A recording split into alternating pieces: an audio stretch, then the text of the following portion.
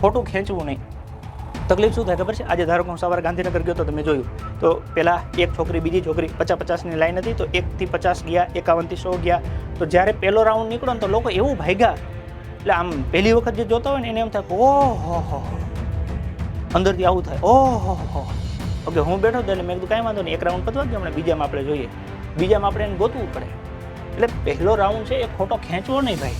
અને બીજું કેવું છે, માની લો કે આ તમારું ગ્રાઉન્ડ છે, તો આ ગ્રાઉન્ડમાં લાઇનસર જ જવા દેશે, 1 2 3 4 5 6 7 8 9 10 એવી રીતના. મતલબ કે 200 દોડાવશે તો જ્યારે પહેલો નીકળશે અને 200 નીકળશે ત્યાં સુધી હજી પહેલો ફરીને આવ્યો નહીં હોય. એટલે પહેલા રાઉન્ડમાં તો બધા ફરજિયાત ગોઠવાઈ જશે.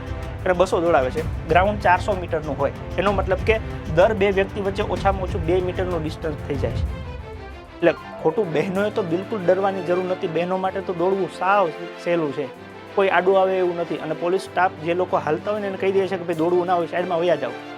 અને જે લોકો દોડવા જાય, હું 2 હાથ જોડીને ઈશ્વરને સાક્ષી રાખીને કહું છું, જો તમારાથી ન દોડાતું હોય તો મહેરબાની કરીને સાઈડમાં હાલજો, વચ્ચે ન પડતા. તમને એમ થાય કે હવે મેં ક્વિટ કરી દીધું છે તો તમે સાઈડમાં જતા રહેજો.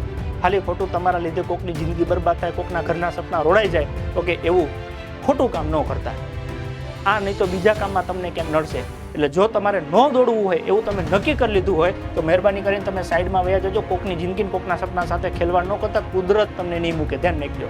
ત્યાં દોડો, ન દોડાય તો સાઈડમાં નીકળી જાઓ, જેથી જેને દોડવું હોય એ દોડી શકાય. એટલે ખોટું ખેંચવું નહીં એટલા માટે કહું છું. માની લો કે પહેલો રાઉન્ડ ખેંચી લ્યો, ઠંડીના લીધે જઈને તમારા હાડકા થીજી ગયા, ઓકે, તો એટલે પહેલો રાઉન્ડ વોર્મઅપ કરતાં માઇનોર તમારી જે સ્પીડ છે એ જ સ્પીડ પકડી રાખવાની છે.